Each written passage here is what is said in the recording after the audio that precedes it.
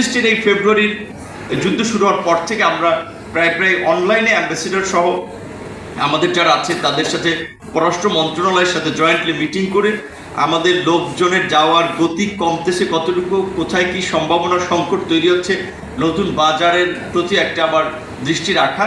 কারণ এটা একটা বাস্তবতা, আমরা যতই বলি এটা ঠিক যে আমাদের যারা প্রবাসী যাবে তাদের মর্যাদা, তাদের অধিকারের প্রশ্নে যেমন আমরা একদিকে শক্ত এবং দৃঢ় একটা অবস্থানে থাকা দরকার, আবার একই সাথে এটাও ঠিক যে বাংলাদেশের মতো একটা ওভার পপুলেটেড কান্ট্রি যদি আপনি কর্মসংস্থান না করতে পারেন সেটা দেশে কিংবা বিদেশে, তাহলে আবার এখানে একটা নৈরাজ্য কিন্তু তৈরি হবে, মানুষের মধ্যে সামাজিক অবক্ষয় বলেন, অপরাধ প্রবণতা বলেন, নানান ধরনের একটা পরিস্থিতিও কিন্তু তৈরি হবে। কাজে সেক্ষেত্রে আমাদের দেশীয় কর্মসংস্থানের পাশাপাশি বিদেশে একটা কর্মসংস্থানের কথা ভাবতে হয়, যার ফলে আমরা এখন প্রায়োরিটি দিচ্ছি যে আমরা আনস্কিল না, স্কিল ম্যান পাওয়ার পাঠানো।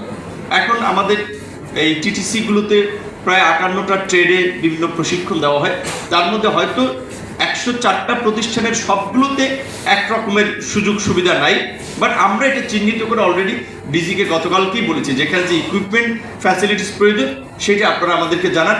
আমরা এই বাজেটে আমরা অর্থ চাব। প্রবাসী কল্যাণ ও বৈদেশিক কর্মসংস্থান মন্ত্রণালয় যেটা লাস্ট ইয়ার আপনার 30 বিলিয়ন প্লাস আপনার রেমিটেন্স আর্ন করেছে, দেশকে দিয়েছে, কিন্তু এই মন্ত্রণালয়ের বাজেট, সরকারি বাজেটটা ফিউ। তো এই বাজেট যদি প্রয়োজন হয় আমরা চাবো, আশা করি সরকার বাড়াবে। কারণ আমি দেখেছি মাননীয় প্রধানমন্ত্রী দুটো জায়গায় খুব বড় ধরনের একটা ওনার কি বলবেন একটা আগ্রহ এবং চেষ্টা আছে। একটা হচ্ছে শিক্ষা খাত নিয়ে, আর একটা হচ্ছে কর্মসংস্থান নিয়ে। বিশেষ করে তরুণদের বিষয়ে খুব কনসার্ন যে আমাদের এই যে ডেমোগ্রাফিক ডিভিডেন্ড এটাকে কাজে লাগানোর জন্য এখনই মোক্ষম সময়।